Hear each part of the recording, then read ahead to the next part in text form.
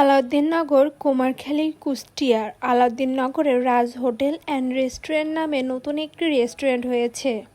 আলাউদ্দিননগরের সবথেকে ফেমাস মিষ্টির দোকান এবং রেস্টুরেন্ট হলো সততা হোটেল অ্যান্ড রেস্টুরেন্ট। আমরা বরাবর সেখানে বাসার কাছে হওয়ার কারণে বেশিরভাগ সময় সততাতে ডিনার করতে যেতাম। তো আজকে সততায় যাওয়ার পথে দেখলাম এই নতুন রেস্টুরেন্টটা হয়েছে। তো ভাবলাম নতুন জায়গায় নতুন কিছু ট্রাই করা যাক। তো প্রথমেই ঢুকে দেখলাম একদম ফাঁকা, যেহেতু এটা নতুন এবং আমাদের যেতে যেতে প্রায় 9:30 বেজে গিয়েছিল। আমরা ভেবেছিলাম আমরা রাতে ডিনার করতে যাব।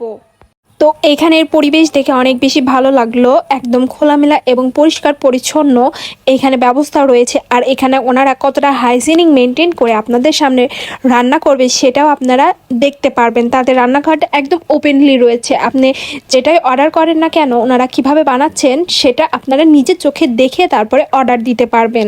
রেস্টুরেন্টে আমরা কিন্তু অনেকেই দ্বিধায় থাকি তারা কতটা হাইজিনিক মেনটেন করছে বা কিভাবে খাবারটা পরিবেশন করছে বা কিভাবে রান্না করছে। আমরা কিন্তু এটা চিন্তা করে যে স্বাস্থ্যকর হবে কিনা রেস্টুরেন্টের খাবার খেতে চাই না, কিন্তু এখানে ওনাদের এখানে ব্যবস্থা রয়েছে ওনারা কিভাবে রান্না করছে কিভাবে কি করছে আপনি ওপেনলি দাঁড়িয়ে সেগুলো চেক করতে পারবেন এবং অর্ডার করতে পারবেন। তো আমরা এখানে অর্ডার দিয়েছিলাম নান রুটি এবং হাফ গ্রিল। যেহেতু অনেক রাত হয়ে গিয়েছিল তারপরে ওনাদের এখানে সব রকম খাবার এবং সার্ভিস চালু ছিল।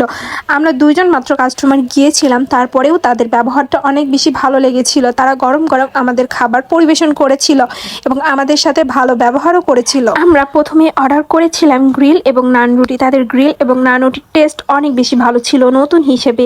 তো আমি ভাবলাম তাদের কাচ্চি বিরিয়ানিটাও টেস্ট করা যাক। তো এখানে আমরা 2 প্যাকেট কাচ্চি বিরিয়ানি নিয়েছিলাম।